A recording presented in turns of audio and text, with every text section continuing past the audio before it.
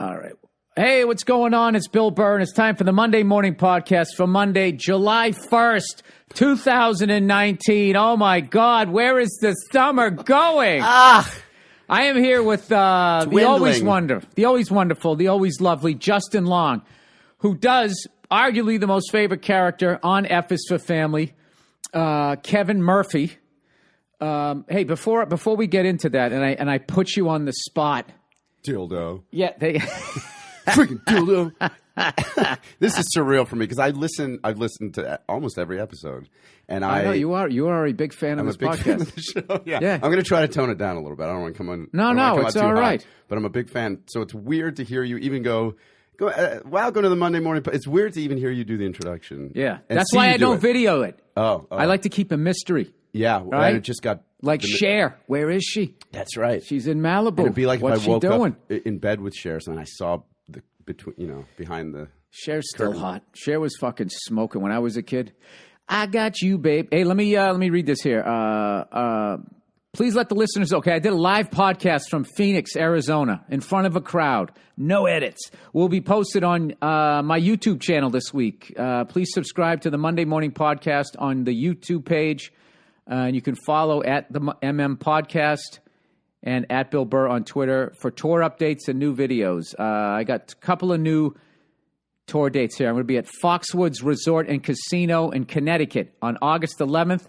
And I'll be doing the Cosmopolitan in Las Vegas on December 21st. Justin, I'm actually going there in September to do a date because I want to see Elton John because I believe him when he says he's going to retire. Oh, is that what he says? I think this is the last one. It's getting He's been there. saying that for a while? No, everybody else says it all the time. Yeah. Everybody always fakes out. Well, there they go. This is the last one. This is and everybody. Like the Brett Favre of singer-songwriters. Yeah. Like I saw The Who in 89, like 7 years after their first farewell tour. And I paid to see them because it was like, dude, you don't know. You don't know if these guys are going to be back. And well, that's why I'd like to see the Stones because it's also just a fact of nature. They might not. I mean, somebody might die. Somebody might die. I mean, how old are they? They're pushing like 80, right? They're yeah. I think they're close. You want to hear I was reading like hard 80. Like that's like an old 80. Keith Richards. Keith isn't, but Keith doesn't go as hard as everybody thinks. Oh, really? Keith went hard in the 70s, and then that was it. He got labeled as that guy. Like, I don't think... He still smokes a lot, though. He smokes, and I don't know what else. And he has, like, a glass of wine or whatever, but he doesn't, like... You physically can't fucking do it. You can't do it. Yeah. You can't do it. I hate that, but I've gotten to that age. Like, my new drug now is 8 hours sleep. It's my favorite thing ever. Oh, my God. Well, that's why I got a physical the other day. My doctor said, can't believe we're talking about this. Because I'm 41 now, and so I felt... You're 41, you fucking 41. Asshole. You look like you're 22. Flat stomach, full head of hair. Oh, my. I thought you were like 31. You got a flat stomach. No, I don't. So you shave your head. And why do you think that is, Justin? Because I have beautiful locks. Well, I'm just wondering, when's the last time you tried to grow it in? I'm wondering how much it could grow. I got the thing in the back. It's thin in the back, and I don't know what else. At some point, you just got to take control of it. I think Travolta did that recently. He finally did? I think he just started. I think he did. I can't imagine, like, the world of toupees. Like how hot your fucking head gets. Especially now, like a day like this, can you imagine? I've seen a couple. Bill and I were just walking. We were wading through. How would you say? How would I describe it to the humanity out there? Yeah. We are fucking idiots. We are like right in the crosshairs of the gay pride parade. Yeah. We were supposed to meet on Friday. Something happened where you weren't going to get here in time. So I was like, I took a bus from the Berkshires in Massachusetts, and I figured, when the bus will arrive roughly around the time it says it will, and we're supposed to get in at 2:30, 2:25, and it got in at 5:05. Mm-hmm. That's what time the bus arrived. Oh my God! Isn't that nuts? Stuck in traffic. Well, that's why I don't take buses anymore. Yeah, well, I should have known. If it was like a booze one, you could like drink. Well, I don't drink anymore. But anyways, so we fucking down here right in the middle of the gay pride parade. And I was joking with you, like when I'm home on my couch in air conditioning, I am the most liberal person ever. You get me out in the fucking sun, and I was literally like, these people are against God. Because you can't move. They should all be eliminated. No, it was just... We're in hell. No, what it wasn't all the gay people. It was all the cops not knowing where they could tell you to cross. Exactly. And the ally, the quote unquote, the people who are doing it for the day, who are buying the rainbow flags the allies. for like $20 from the vendors. Yeah. It's all become so weirdly monetized. And look, I was saying to you, there's nobody I like more than, I think maybe my favorite demographic are gay people. I think I prefer them to straight people. You like the gays? I like cigar smokers. Cigar smoking gays or cigar smoker any sexuality? I don't give a shit. I don't want you. Cigar smokers are cool. They're just chilling. It's quiet. It's smoky, but it's fucking quiet, and they're all like characters. And they're like Scorsese characters. They're sort of like I don't know. There's just something about it where you're an old man in a cool way. You know what it is? Maybe there's an ease to them. There's a patience to them because you got to be patient to smoke one of those. You don't huff them down, right? I think when you're early on, you don't know what you're doing. Right. Like I had a buddy of mine, I'd give him like a Cuban cigar, and he would tell me later he smoked it like right outside the comedy club. It's like, near the dumpster. That's where you did it. It's like smoking a cigar is an event. You sit down, you chill, nice chair, there's a game on, you have a nice drink. Right. And then the conversation, because this cigar, because the thing that's holding you there, okay, is so enjoyable. Versus that parade, which was a total inhibiting what the fuck we were trying to do. Right. Like if I was sitting on a balcony watching that parade, I would have the time of my fucking life. That's what we were saying. We should get drinks after and just sit. Yeah, trying to get through it. Yeah, is a completely different thing. Well, because they don't let you go east-west. All these streets are shut down, right? So every street you go to, there's a barrier. And I was also thinking the amount of money they must be spending, the money that the city must be spending on cops, on the fucking barriers. Yeah, there's three major, but this is also it's the way they were billing it was this is sort of the world's pride parade. Oh, okay. So that's what it is. This is like the Super Bowl of gays. Okay. So what does that make us? And we came in like the non-sports fans. Yeah, we're not football fans. Who also happened to go to New Orleans because they wanted to try the fucking fried chicken or something down there. Or go down to Bourbon Street and there was a bunch of meathead sport fans. We're like foodies who heard about one particular restaurant on Bourbon Street. Yeah. We're doing a travel show. Yeah. No, I'll tell you what's been talking about sports and shit is gay as that pride parade is. That is not the gayest thing that's going on right now. I actually argue I've done gayer things this week. The gayest thing right now that's going on is the NBA offseason. Yeah. They should have like a flamboyant, like I'm talking like 80s sitcom level gay guy reading the offseason like, did you hear that Kyrie is talking to KD on a boat and they're all going to end up in New York, honey? That's the rumor. Don't hold me to it. It's so fucking gay. It's so fun. It's like Falcon Crest. I can't. If I was running Major League Baseball, I'd be like, how the fuck do we compete with this? Yeah. There's all of this shit. They're all getting together and they're talking. And they're LeBron and Anthony are finally back together. He can't wait to pass the ball underneath to Anthony Davis. It's true. There's a lot of drama. There's a lot of bitching and... it's funny. The first thing it all started with Kobe and the fucking Lakers. They started this bullshit. Because I never remember this when I was a kid. I was such a big basketball fan growing up. I don't remember. It's the pile-on team. Yeah. They did it. They got Shaq, then they got Phil Jackson, and then Kobe. His whole career demanded like a fresh. He was like an emperor. Every 3 years, you had to bring a fresh new batch of fucking free agents in. So. Then they would just win a championship after championships. And then the Celtics did it. We did it in 2008 with the Big Three. Yeah. Well, that's why I'm glad the Raptors won. And then Miami did it. And then... everyone's trying to do it. Now, then Golden State, they did it with KD. KD piled on, but like they're a weird hybrid where there was an incredible draft. With really? Steph and Clay and all of those guys. They all got drafted in the Yeah, as far as I know. I'm a little out of my element here with the NBA, but as far as I know, those guys all became stars there. It wasn't like they made their bones somewhere else and then, cashed in and went out there. Then they became a juggernaut. And in the middle of all of that was the Spurs that just did it the old school way. Yeah, passing the ball. Yeah. Like, I think the greatest player of that era wasn't Kobe. It was Tim Duncan. Yeah. But but he wasn't... he wasn't flashy. He was just such a... put his head down and did the job. He was going glass. What did they call him? He was beating you like your dad. Your dad would fucking beat you with that turnaround off the glass. And silently. It must have been so frustrating. He wouldn't gloat. Yeah, when he retired, he just retired. Yeah. He didn't then make a documentary and win an Oscar. He just sort of left. Neil Brennan's got a great line about Kawhi Leonard, who reminds me a little bit of that. I mean, that mentality. Neil Brennan's got a line about Kawhi Leonard where he goes, he's like, Kawhi Leonard seems like he's the kind of guy whose family doesn't even know he plays in the NBA. He's just like, all right, I'm going out to work. And a couple hours later, he comes home and he's like, "What's for dinner?" That's why he's so badass, and that's why. And everybody on Instagram, I'm acting like he's a robot and he doesn't have any feelings. It's like, no, okay, he could ramp it up, but the rest of you could dial it down. Yeah, because I got to tell you, that fucking bullshit in sports now, where anytime you do anything, you turn and you look at the crowd and yell like you're in 300. I love it. And you're yelling at a dad who's there with his 4-year-old kid. And then, of course, if you don't catch the pass or you strike out or you fucking don't hit the layup, then you just sort of just go to the dugout or go back.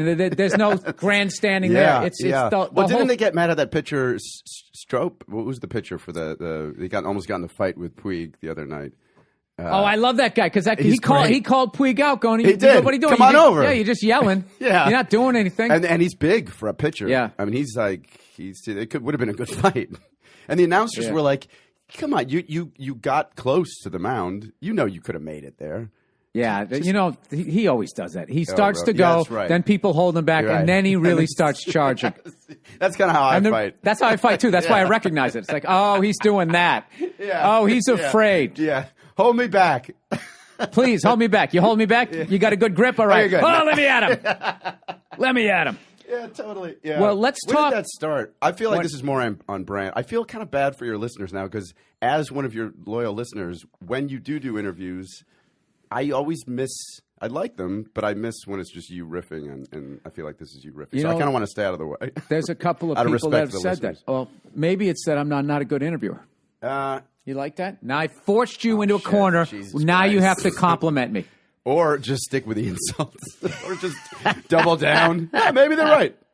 No, you definitely are. Here's what it is. I enjoy just you so much, you riffing, which must be to do that twice a week is crazy. No, it's great. I get to empty out my fucking head. Yeah. I get to empty it out. I'll tell you what I want to fucking go off on is I was pushing my lovely daughter down the street, and the gays were getting all ramped up for the parade, right? They were. It's just like what you wanted to sell in this past month was tank tops. You would have fucking made a killing, right? Oh, God. So all these shredded gay guys are walking down the street, and then this lesbian chick with their girlfriend. She's out there just no shirt on, no bra. Oh, wow. Tits painted with like glitter on it. And I got my kid there. And it's just like, That's insane. It's not good nudity. No. Yeah. I feel bad for all the conservative gays whenever that happens. I always pictured them rolling their eyes. Yeah. Just being like, see. This is why. There's a breeder with his kid, and he's going to leave with that story. I'm sitting here acting like a gentleman with my tank top tucked into my short shorts. Behaving myself. My khaki short shorts and my salmon cutoff. I was worried that there was going to be a lot more lewd behavior. It's not. It's way, way, way toned down. But I think also you're comparing it to L.A. Yeah, and L.A. was the Halloween parade, and somebody talked me into going to that in the late 90s. This older gentleman I met at a bus station who gave me a drink.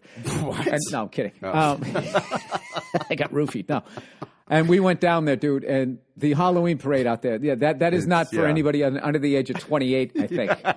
It was just... Or over the age of 30. Late 90s. It was just like... All I remember was just a float of dicks. Yeah. And it was just like... I confused it with the gay pride parade. It's like, why would they do that if they're trying to get mainstream? And then it took me years because it was so like, I was culture shock. I'd never been around that. Yeah, it's so it's true. And it's really great. I remember the first time I went to LA was to do this movie. The first movie I ever got, second time I'd been on a plane. There were all these new experiences for me. It was in 99 and they put me up at a hotel called Le Montrose on Hammond right off of Sunset. Okay. So between Sunset and Santa Monica Boulevard, there's that steep decline, and so on my time off, I didn't have a car or anything. On my time off, I would just walk, and naturally just walk downhill. and it empties out right into the heart of West Hollywood, like right there and I remember talking to my friends back home. They were like, "How's LA? How's it going out there?" And I was like, "It's good. People are great. It's been." The guys are really friendly. I was like, it's super gay. It's so gay. Like, it's really Oh, gay. You didn't know that you were I just right hadn't traveled outside. Yeah. Every restaurant I'd been to, I just walked in that neighborhood. And this was the first few days I was there. But it really, like, for somebody coming from the suburbs, and I went to a very progressive college. I went to Vassar, which was like, we had a dance. Isn't that a woman's college? It was, yeah. And then they tried Look to at you. Yeah, and you showed up and you crushed it all, didn't you? It was 62% female. Did you used to say progressive shit when you were banging all of them? It was before. I've never respected you so much. Did you let them be on top so they could feel like they were in the power position? And there were a lot of the guys of the 38% that were guys that were gay. So it was the first time I'd really been around that. It was really dude, you crushed it. It was fun. It was fun. So you majored in pussy, basically. But it really raised the bar. It was difficult then to get out into the real world. What is the area of expertise at Vassar as far as like engineering school? I know what is it? It's they have a really good English department. I was a philosophy major. I dropped out after 2 years. So you just went there and you banged a bunch of chicks. I went and I really fell in love with acting. What was your opening line? Acting. I'm not gay. I'm listening. Yeah. Yeah. No, it was, but also for acting, I was in a sketch comedy group. It was the fucking best, and it was the opposite of what my high school experience was like, which was like typical suburban. The jocks and the rich kids were on top, right? And the like theater nerds were closer to the bottom, and it was totally reversed at Vassar to the point. What's cool about my high school was my grade specifically. Everybody hung out with everybody by the end. Oh yeah, yeah. It was a public school. Yeah, and it was just like by the end. No shit. What happened was it was weird. Like the grade above me and the grade below me were like Mad Max. They were like lunatics. Like the grade below us could kick the shit out of our grade, right? Yeah. And the grade above us, they were fucking lunatics. Like there was one kid in that grade, like his party trick was he would eat a light bulb. Oh my god! Lunatics. Oh my lunatics. God. The whole crunch it and you saw it. Eat it, bloody. I never saw it. I didn't go anywhere near that guy. He's gonna show up with my fucking orange hair and he's eating a light bulb. Well, that would be the next thing on the fucking menu for entertainment. I didn't go anywhere near that guy. How do you top yourself? How do you go from light bulb? Where do you go after light bulbs? I'll tell you where you might go. Is my brother's going to be pissed for telling this. My brother loves you too. He's the one that got me into your podcast. But he went to school with the kid, and I think he may have witnessed this. The kid was like, and it was something dumb. The kid was like, if you make that, some other kid crumpled up a piece of paper and was like, all right, who thinks I can't make this shot? From across. And he goes, and the kid volunteered it. He goes, if you make that, I'll eat my own poo. I'll eat my shit. And the kid made it. And according to my brother... No way. And there were many witnesses. It was in the cafeteria. He dropped his pants. He wanted to do it. Probably. He wanted to do it, and he willed it. He willed that thing in there. And it wasn't even like a little bit. It was like a... Okay. Yeah, sorry. You can cut that out. I asked you if you cut anything out. I'm not leaving. I'm not cutting that out at all. Oh, really? Fucking leaving that in. I deserve it. That horrific. Jesus Sorry, Christ. yeah. Yeah. And every once in a while, my brother will get a text. Who said that? He wanted to do that. He must have, right? It happened. That's something that happened in a school that I went to. Yeah. And was this person you? It's what we have to gradually do here. Dude, I haven't been in the recorded with you in a couple of seasons. I know. And one of my favorite memories was trying to hold it together when you were doing Kevin. When you do that, I wasn't doing anything. Uh-huh. That you were like, I wasn't doing it. And you just had that look on your face of like adolescence, but also like, thinking you're making a point, but you weren't. Like the first time I watched you, and you basically had that character like day one. Well, Vince was telling me, I got this guy, Justin Long. I'm telling you, he can do this fucking thing. And then just from day one, you gotta listen to him. He's awesome. Yeah, you're gonna love him. You guys, you're gonna love this you guy. should know this guy.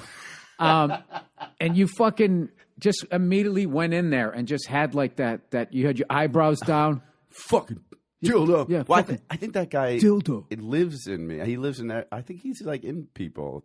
It's the adolescent. It's the kid. I don't think that ever goes away. You just learn to manage it a little bit. I mean, how do you like? I'm always fascinated with actors. How you guys do this shit. as far as like actually becoming like somebody else. Because there's two kinds of acting. There's just like, okay. Talk about Adam Driver. Yes. Yeah. Driver. I love that name. Adam Driver. She knows her Have cues. you seen him in Burn this No, shit? I'm dying to see it. Gee, dude. I'm dying to see it. I'm not, I love that play. Everybody's great in that, but that fucking guy comes in and he's just a tour de force. He just comes in and he's killing, and his comedic timing. There's so much shit in there that isn't necessarily written funny, that he gets a huge laugh on, and it's the way he says it, when he says it. He's got a little thing he does, the way he folds his pants, the way he meticulously takes his time. And you said so different than anything you'd seen him do.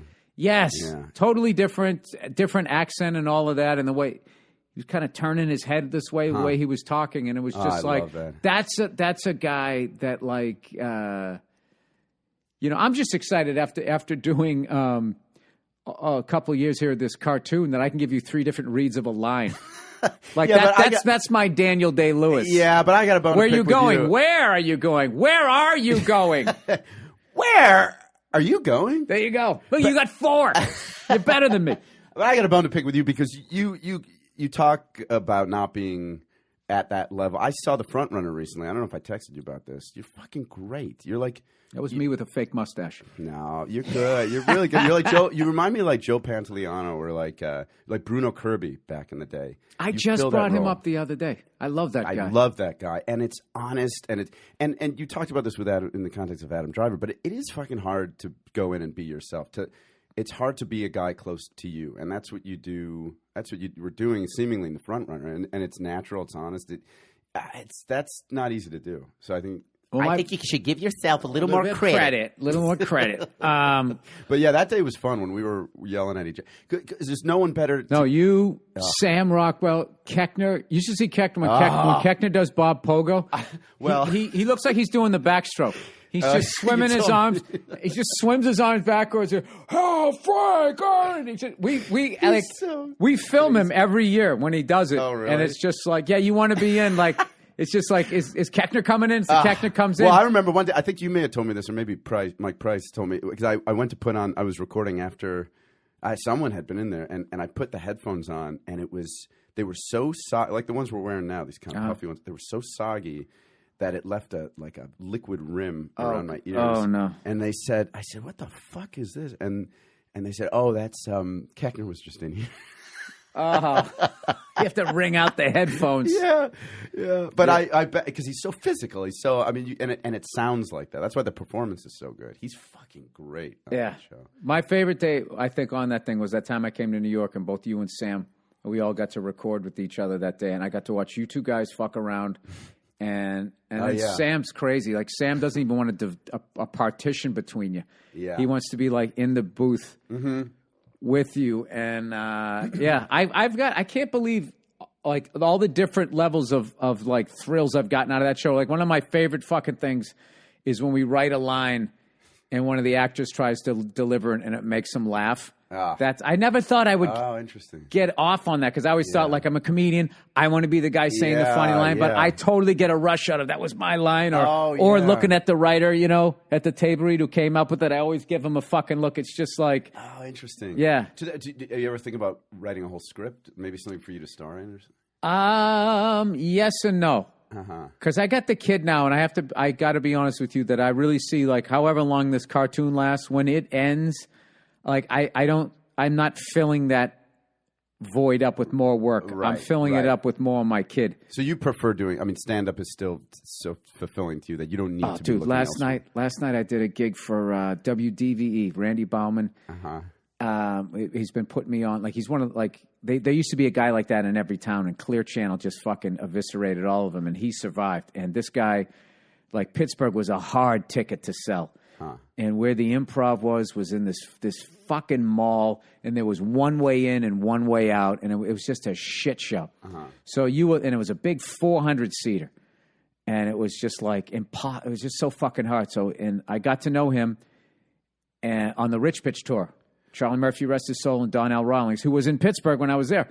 And Randy Bauman's like a promoter. He's like he's the Pittsburgh guy on the Pittsburgh Steelers, Pittsburgh Penguins, Pittsburgh Pirates Radio Network. Okay. So Like, yeah, if you lived there, that would be the morning drive that you would listen to. Yes. Yeah, okay. Absolutely. So he,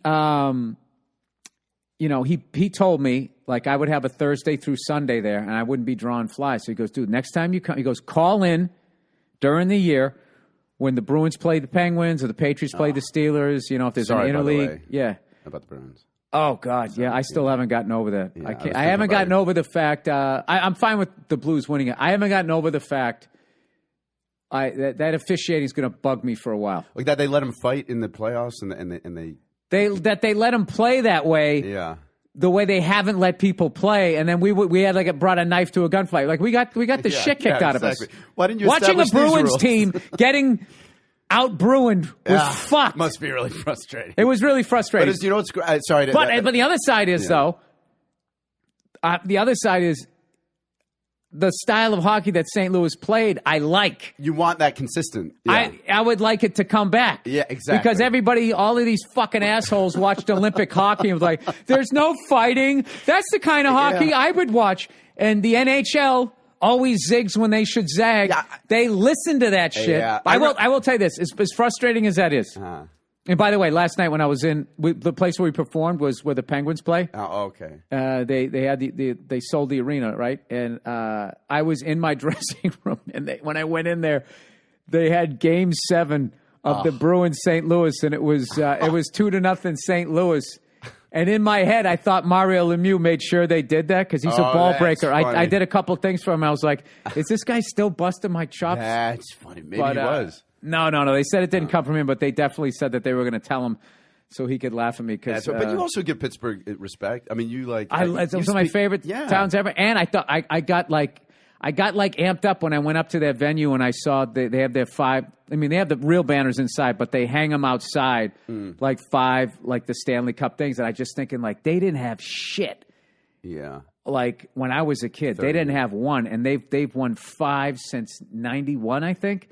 Like, that is really fucking impressive. Pretty cool. And the fact that they got Lemieux and Jágr, and then they went away, and then they had a dip, and then they got Crosby and Malkin. That's really hard to do, and you're a fucking great franchise if you can do that.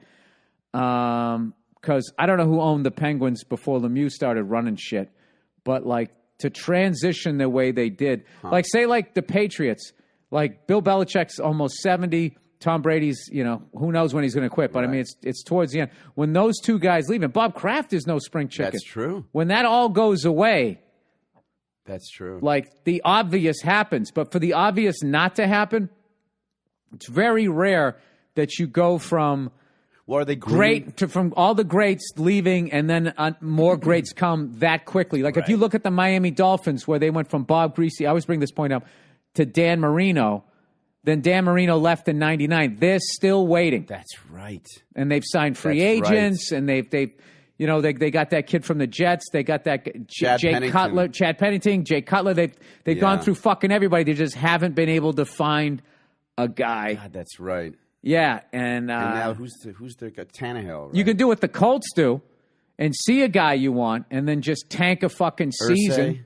Yeah, Jim Irsay, one of the biggest cheats in the fucking business. He cheats so much. He points at. It's like the fucking dude that's like a frat boy date rapist with the Me Too button on. He's the football version of that. Yeah. I didn't mean to go on a tangent, but there was. But you know what? I was going to say something about hockey. I know nothing about hockey. I only know about hockey through your show, and it's just for whatever reason I didn't grow up with it. It's a sport that does not interest me. But I still love hearing you talk about hockey. I wonder how many other listeners are like that. I don't know, because you talk about it. It's the greatest sport. Even though I'm still walking off that crushing loss, but like. But they don't show the fights anymore. They don't even. They don't show the fights, and they don't fight. This is what fucking kills me is. The way St. Louis was playing was why you have an enforcer. They would come out there and they'd beat the shit out of somebody or run their goaltender. Yeah, I can't, dude. I really can't keep the divorce is too soon. So right. All right. So sorry I brought it up. But Randy Baumann, you were saying Randy Baumann brings you out there. Oh yeah. So Randy has been bringing me out there forever. Mm-hmm. And so last night, you know, he had us all come out there. Like, it was just like it was Jessica Curson, Ian Bagg, Billy Gardell. I'm going to fucking forget somebody. Bill Caldwell, Randy Bauman. Who else? I'm going to remember it on the walk home. So we went up there and and you were asking about like how much fun it is. Yeah. And I was sitting there going like, I have not done a lot of time because I've been doing this stupid, acting thing, right? Uh-huh. It's not stupid. I just feel dumb saying I've been in a movie. Yeah. So I've been doing like spots and shit, but not like hitting it hard. And all of a sudden weird. I got to do like this arena and you know, I thought, okay, we're all going to do 20s, and they had me going fucking last, so I got to follow all of these beasts. Everybody fucking murdered, right? And then I was just sitting there going like, all right, what do I talk about when I go up there? And I just decided like, don't put any pressure on you. And I went up there, and it fucking went great. And I just felt like it's just best feeling, I bet. Yeah, and then I was doing my abortion bit, and as always, I can't wait to hear this. Some white lady just goes in her 20s, and she's like, "Next, move on." Nope, no. Yeah, I hate that one. But she was cool because I made fun of her, and then she was cool, and then she was also there with the date, so I made a whole big joke going like, and I'm being cool with you, and I go, not because of you, it's because of the guy you're with, and I'm a fucking wingman. I want him to have a good ride home, and he fucking gave, I don't want to be a cock blocker. Yeah, well, I don't want him to hurt. You know, he's got to fucking sit there and listen to an earful of shit because of what I said, even though she brought the whole thing on. Well, I was asking you about that earlier, why would people go to your show? They know your sensibility. They know, but this is different, right? Because it's like a bunch of comedians. There was a bunch, but they were still cool. Like it's more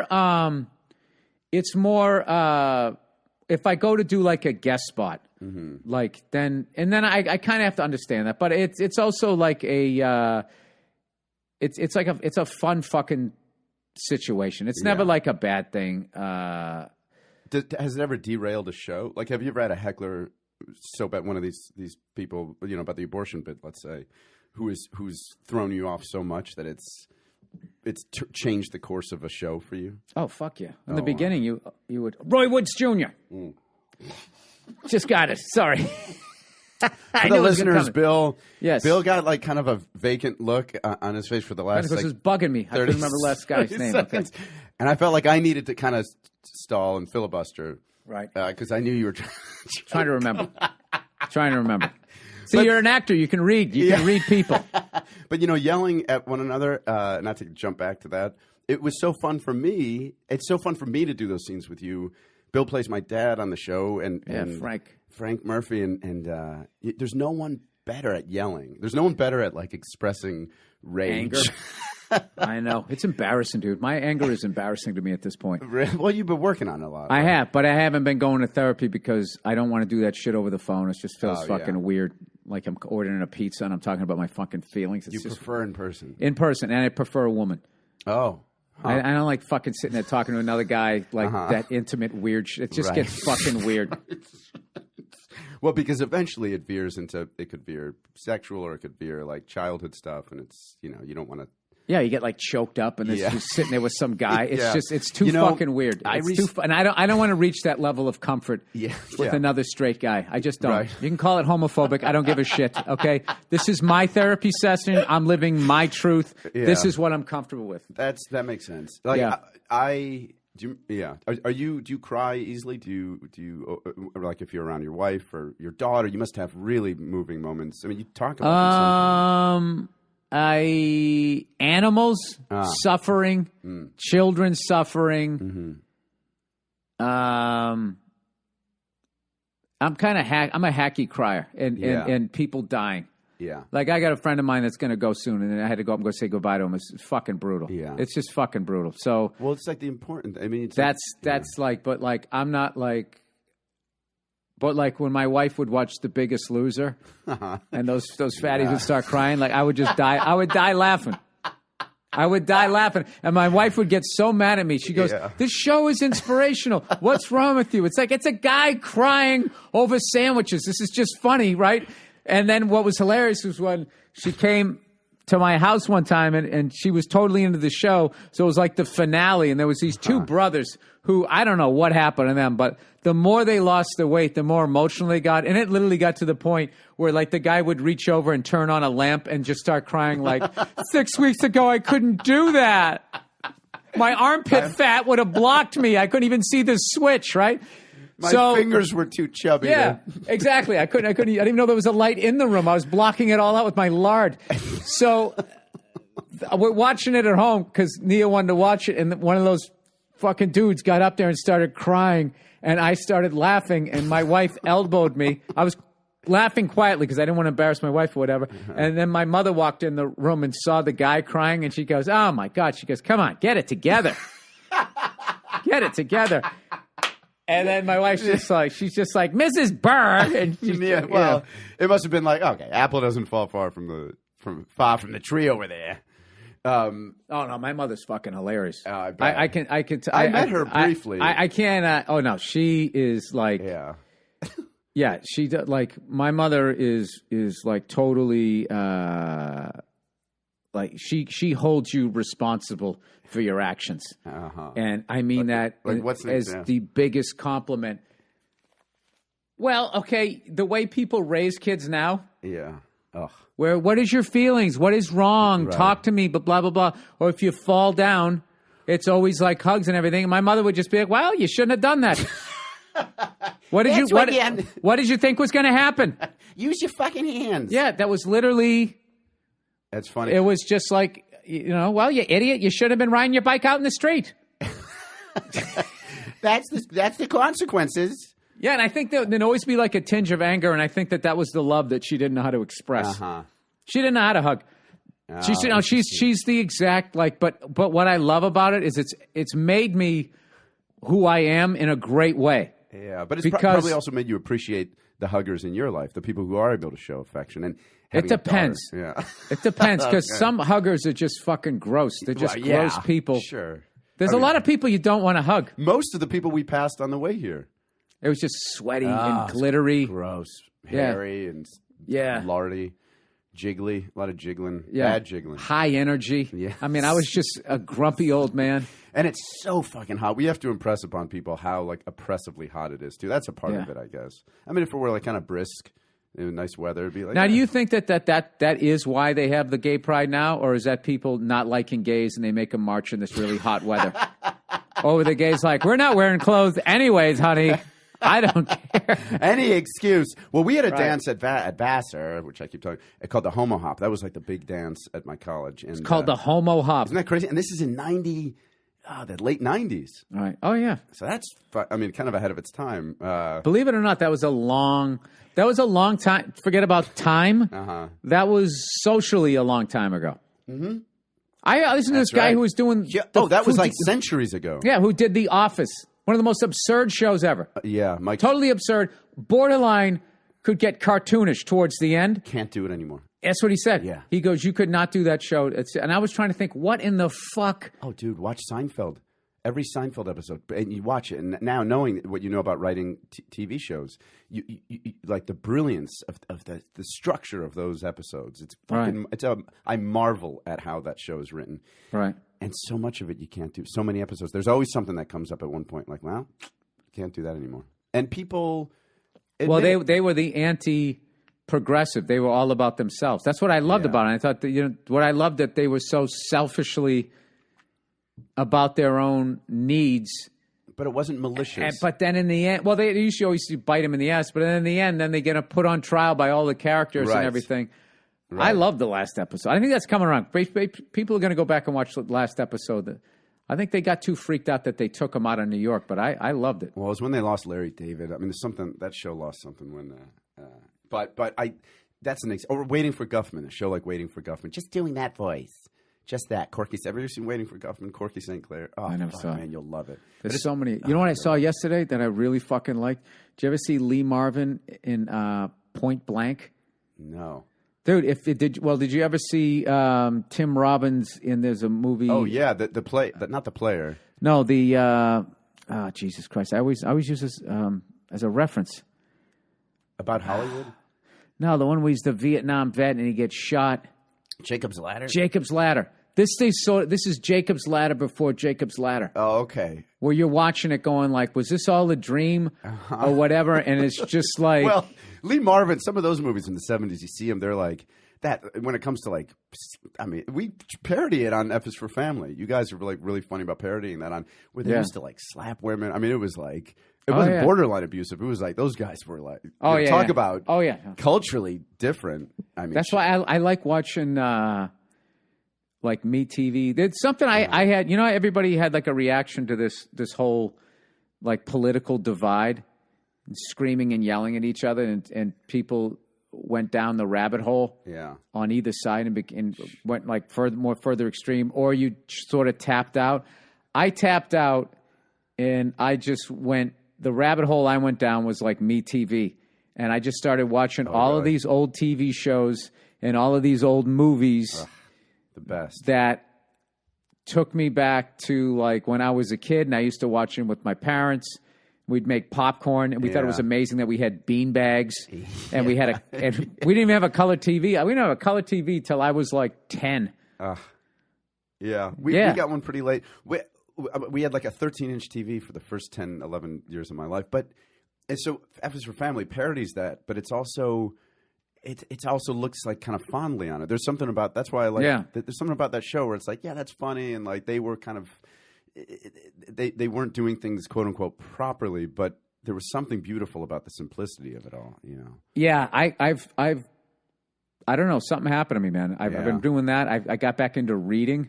Oh, really? But you're about to read. I'm not a T. Do you know what I just? Stabler's new. I just read. Oh my God, dude! When I'm done with that, you got to read that thing. You want to talk about if you tried to make a movie out of that fucking book? Just the first chapter where they just talk about all the women they banged. It's like Christopher Plummer's book about acting. It's like it might as well be called like "Here's Who I Slept With."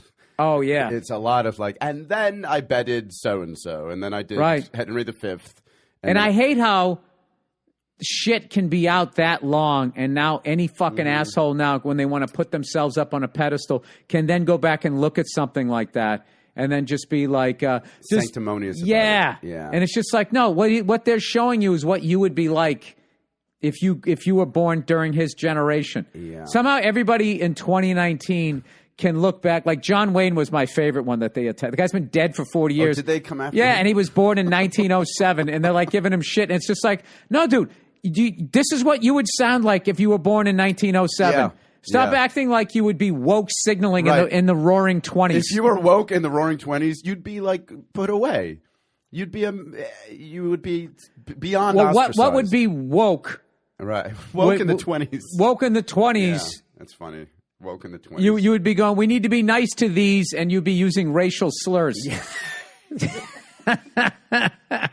And then you'd say things like... we need to be nice to these whatevers, and they need to have their own section of town where they stay away from us, but there should be... These so-and-so should be allowed to have running water. Yeah. That would be a liberal. And the really woke ones would be like, and you know what? We should even be a little nice to these so-and-sos. Yeah. These new so-and-sos. And the next... Fuck the next so-and-sos that get here. You know? Well, it's funny. I was just reading... because I don't read a lot either. I read like a lot of quarter of books. I get really jazzed about a book, and I read the first quarter. But I was going to recommend... It's called getting the gist. Yeah, okay. All right, I get it. I get it. Yeah. I see what you're doing here. All right, whatever. But my brother and I were writing this thing about that was set in the like late 1800s. This kind of this ghost comedy, and I wanted to get a feel for the language, and so I started reading Thoreau on Walden Pond. I started reading, which I had never read, and it's like the Thoreau book where they, oh my God, they make you read, and I can't believe I don't think I'd ever read it. I didn't remember it anyway. What is it called? It's called Walden Pond. Walden Pond. On Walden yeah, Pond. That was in Massachusetts, wasn't it? Yeah, I think, or New Hampshire. New Hampshire. Oh, shit, I should know this. I read a quarter of it. Okay, but there's a part in it, and he was like the transcendentalist. You know, he was part of that movement that was like they were huge abolitionists. And so they were for their time, they were like the woke guy. The transcendentalists were like they were the woke guys for their time, and girls. Okay. And fluid and trans, whatever. And they. And she's and he's. And all of them. And all us, of them. And us. Us is too. Us is too. Humans. I guess that's why people, have you noticed that on Instagram a lot? Like, this is my favorite human. I love this human. Have you noticed people using that language to describe so people? you can't get in trouble? Maybe. But Thoreau said, he was talking about, how wrong slavery is and like all of these progressive things. And then he goes, but then he started talking about Irish people. And he was like, he started talking shit about Irish people. And it was like, except everyone should be allowed to have these freedoms, except, of course, the Irish. Oh, which was crazy to me at the time that like that was the minority that was not even the woke people at the time weren't open to well, I didn't know. I'd never heard of that Nina, which meant no Irish need apply. I never heard of that. So like when they came over, like that's what they were greeted with. I got to read a little bit of advertising here. Fun, you want to sit here and watch me read out loud? As a fan, I'm just gonna live. Watch. Yeah. This is all weird. right. Who do we? Oh, we got a bunch here. Oh, there's 3 here. All right. What do we got? We got Manscaped, honey. I saw a lot of Manscaped people out there, and I'll tell you, they were fierce. For the Monday Morning Podcast comes Manscaped. If you're going to the Pride Parade, it's a little late to do this. But for next year's Gay Pride, all right, when you're going down wearing a thong and a fucking antelope head. Please use this product. Yes, Please. #1 in men's below-the-belt grooming. And use it above the belt, too, guys. Who's kidding who? Gays know to do this. This is for straight guys. Shave your hairy ass. They've known for years. Yes, Manscaped offers precision. This means it won't chip your fucking nutbag there. Engineered tools for manscaping with the right tool for the job. Talking points. Yeah, ball bag. Your ball bag. Wouldn't it be nice if it was smooth when you were younger, but still ready to operate? Don't look at me when you're reading. With a full-grown woman? Bill's staring right at me. I am. I'll talk about my ball bag right in front of you. Evoking the memory and fear of nicking your ball sack while manscaping. Oh, this is what I'm supposed to be doing? Are these like... This is like what's his face? The guy from Streets of San Francisco when he was in that movie. Don't dance! Well, I didn't know that movie. Give him the guy.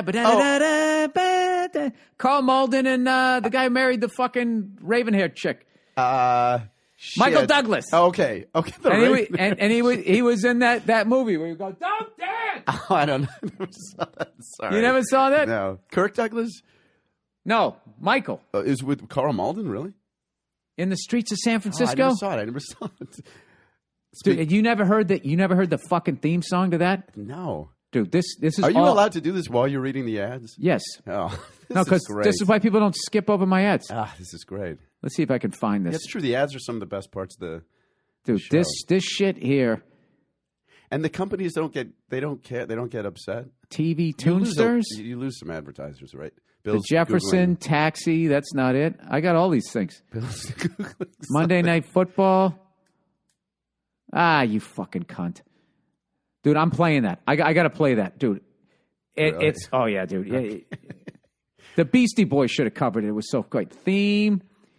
Streets of San Francisco. Here, I can do that while you're reading. Yeah, you do that. There you go. Look at this. Yeah. It's a two-hander is what they call it in the business. It's a two-hander. sidekick here. All right, so let's get back to Manscaped here.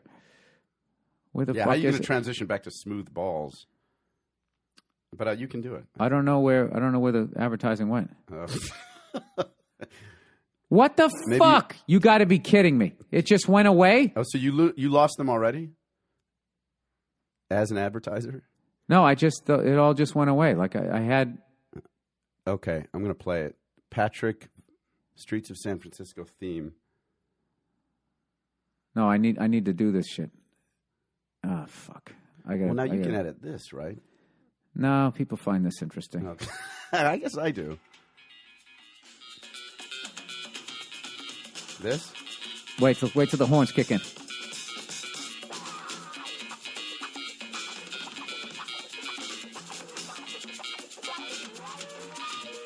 There we go. Oh, it's the extended version. Oh, that's cool. We'd be sitting on our bean bags with fucking popcorn. Starring Carl Malden. Also starring Michael... Wow, he's young. The Streets of San Francisco in color. That's cool. What a great... I love those quick edits. Yeah. So all of this shit, this is like what Colt Luger and all this stuff. Colt Luger. I don't know if I can play the whole song. I might get in trouble. Brenda I might Sykes. owe some money or something. Yeah. Only played Carol fucking Lawson. 3 minutes of that. Oh, Oh, shit. That's cool. Yeah, and it would just be like Karl Malden was like a fucking 90-year-old white guy, and he'd be chasing down Puerto Ricans and somehow catching up to them. Yeah, he's such a beefy dude. It wasn't necessarily that show, but there was just so many of those cop shows. Yeah, Hill Street Blues and stuff. And... Like Colt Luger, he's supposed to be... Colt Luger is on Ephesus Family, sorry. Yeah, he's supposed to be like a former movie star. Yeah. who was like a sex symbol and everything, and now it's... They offer him a TV show. He's at that point in his career, where now he's doing TV, and back then he's like Jan Michael Vincent. Yeah, like doing... I loved Jan Michael Vincent. I think he just died. Yeah, he did. Shit. He did not die in a pretty way either. Oh, really? Oh, yeah. He started it's like they were pruning a fucking dead tree, man. He was like fucking losing his legs and shit. I know he had diabetes. Oh, yeah, really? It was bad. It was bad. I knew him from, because he started doing, so then after you do that TV show, like you were mentioning, then you start doing what I grew up watching during my formative years, which is like Skinamax movies. You'd start doing like Caged Fury, like movies like that, those late Skinamax. You know what they didn't use? What? Manscaped. Oh, good. Nice. That's how I bring it back. I bring it back. All right. Fucking segue there. Fucking segue. Okay, evoking memories of the fear of nicking your ball sack while manscaping. Yeah, do I need to evoke the fear? Yeah. How would you I want to know. that? I don't know. I want to know what you have. Anyways, listen, do you guys like your ball bag?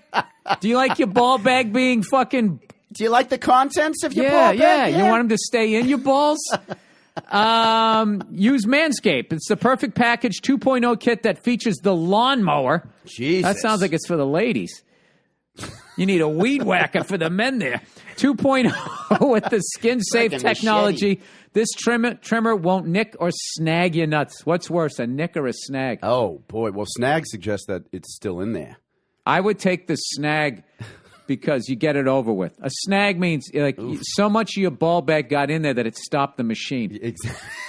Exactly. A nick, you took the loss, and you're going to feel that for a while. And then when the snag, you got to somehow extricate your balls there from there. Yeah, and then later on that night when you're getting a little bit of action, and it's still a fresh cut down there, then you got to worry that, right. Well, God knows what just went in there. Women have to hate balls. Huh? That always amazed me when... Oh, they get enough advantages. They can take a couple of balls every once in a while.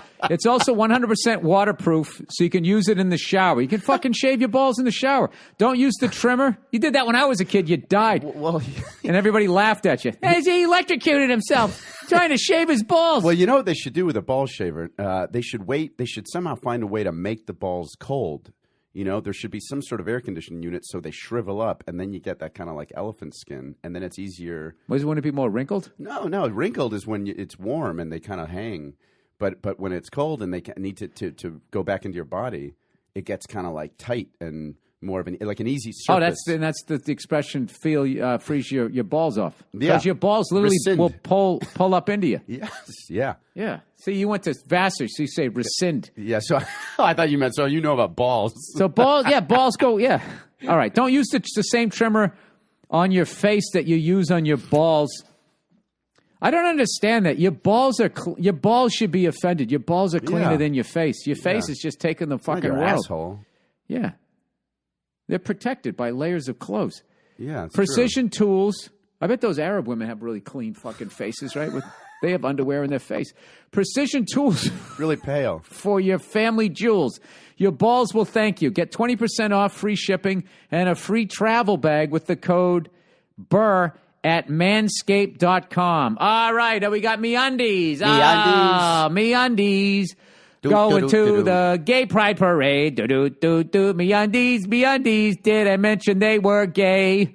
Running around in the village. Why'd I say village? I can't rhyme with that. Whatever. Too many fucking sweaty people. Trying to grab some balls and pillage. MeUndies. Cut a hole in the butt and make an easier entrance. Summer comes with a number of awesome perks.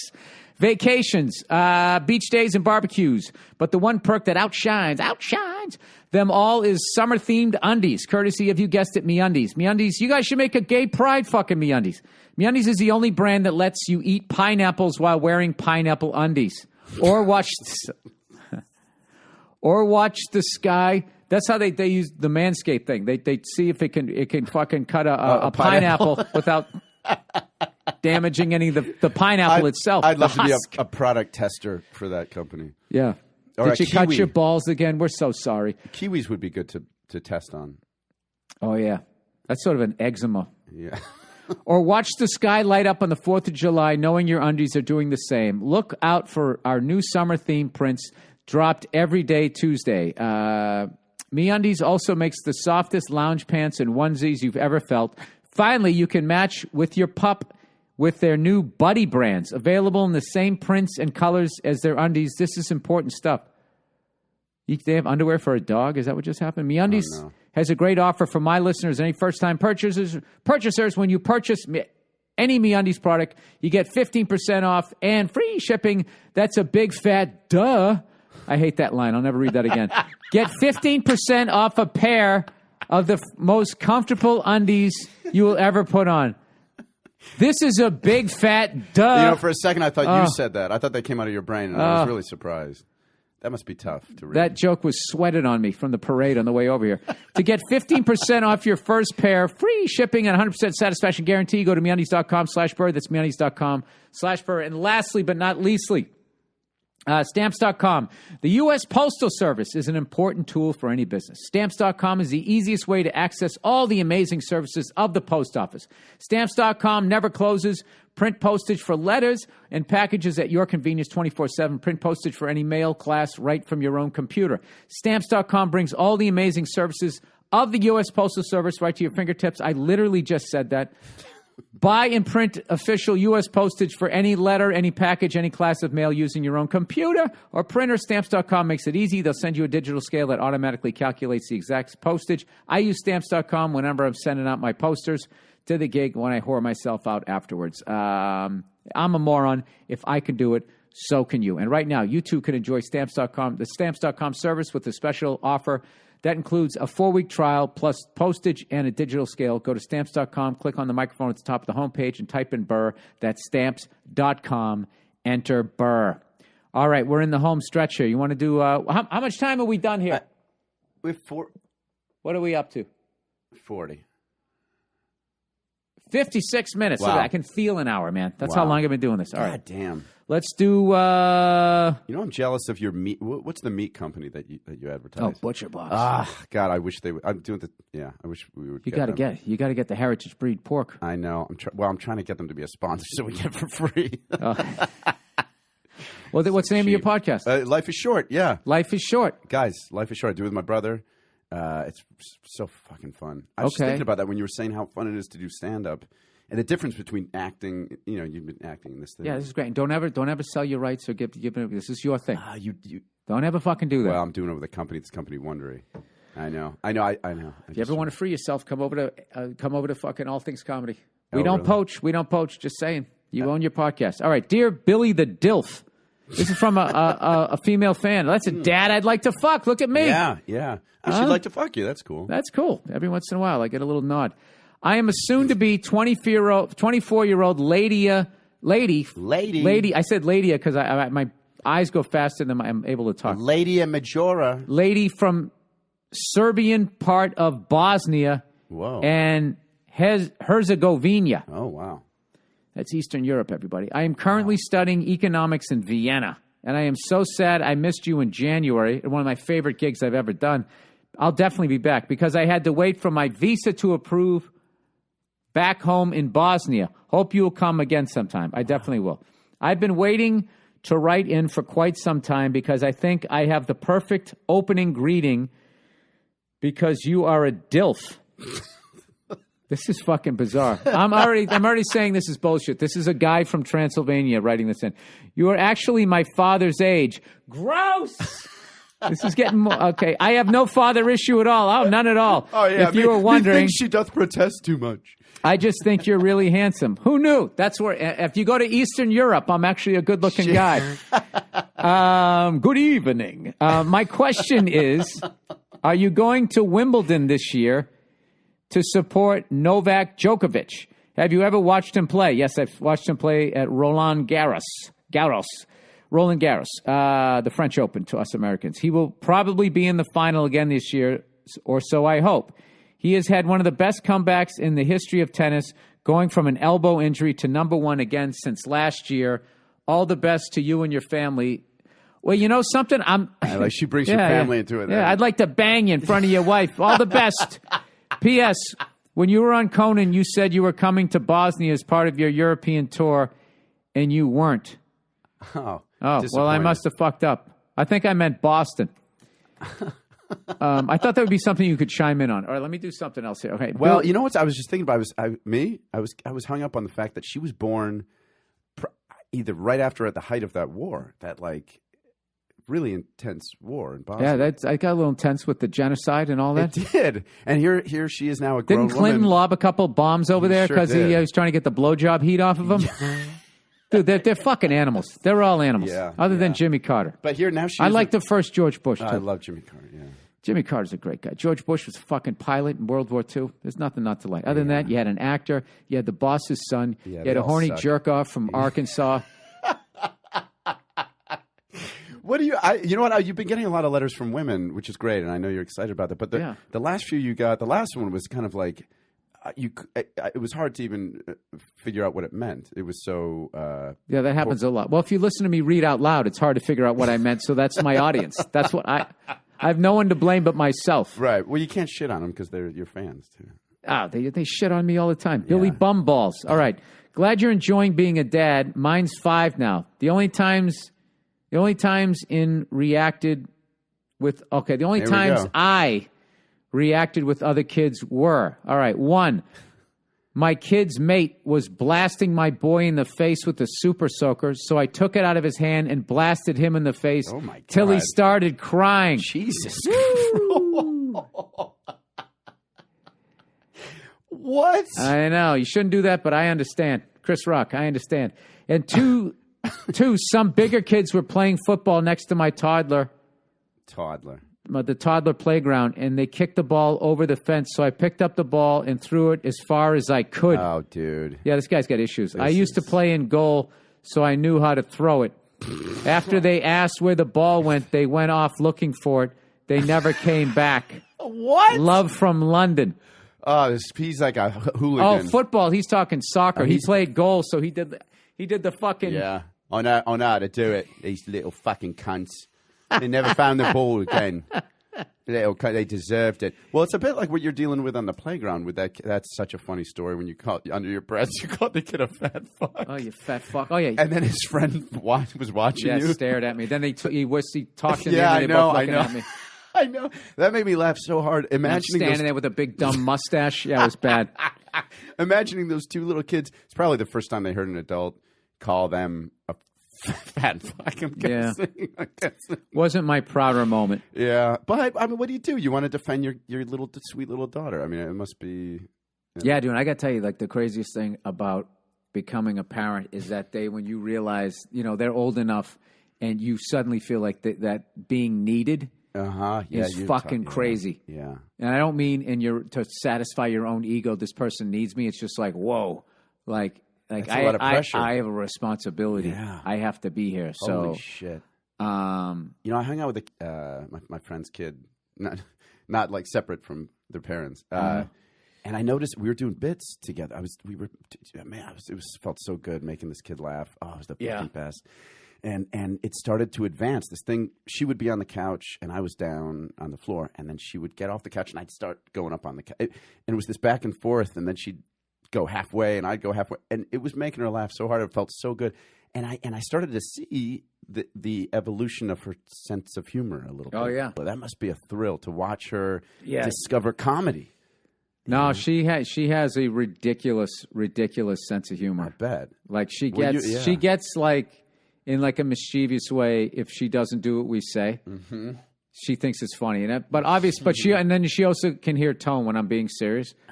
Like, if she doesn't do something that I wanted to do and I think it's funny, I just go, hey, and then she runs away and it's funny. But you got to be careful with that. Because you got to make sure they also know when you seriously mean something. Because then if they go outside, because if they go outside and they walk towards a truck, and you're like, "Hey, stop!" and they're like, "Ha ha ha!" and they keep, you got to watch out. Yeah, like I have, the Stephen King has nothing on a parent's imagination of fucking horrible shit that you can think. Let's read one more and then we'll be done here. All right.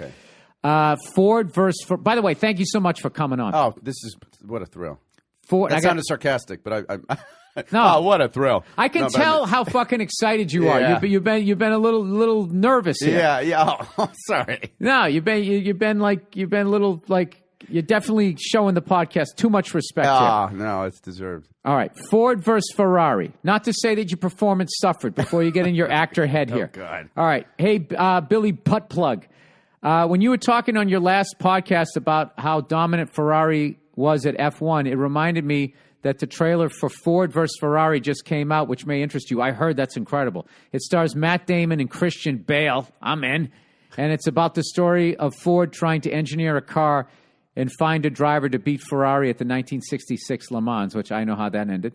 Would like to know how wet this makes you. Gross. Thanks and go fuck yourself. I don't even know if that's still in theaters, but that's a big fucking baby boomer, super rich guy car, is to buy one of those Ford GT from the Le Mans. I had it as a kid. I had it like at the toy car.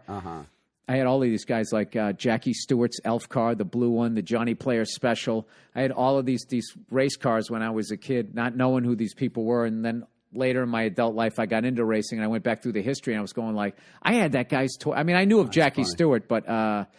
anyways, that's a whole nother tangent here, and my kid gets up in like another hour, so I got to wrap this up. Man, all right? Oh, man. I got to tell you, dude, if there's no other person I would want to wade through the gay pride parade at 95 degrees with than you, dude. I got to thank you for all your seasons of absolutely fucking brilliant work. I love doing it. I fucking love doing it. It's such a fun character. We should record more in person because I miss doing that. I miss being...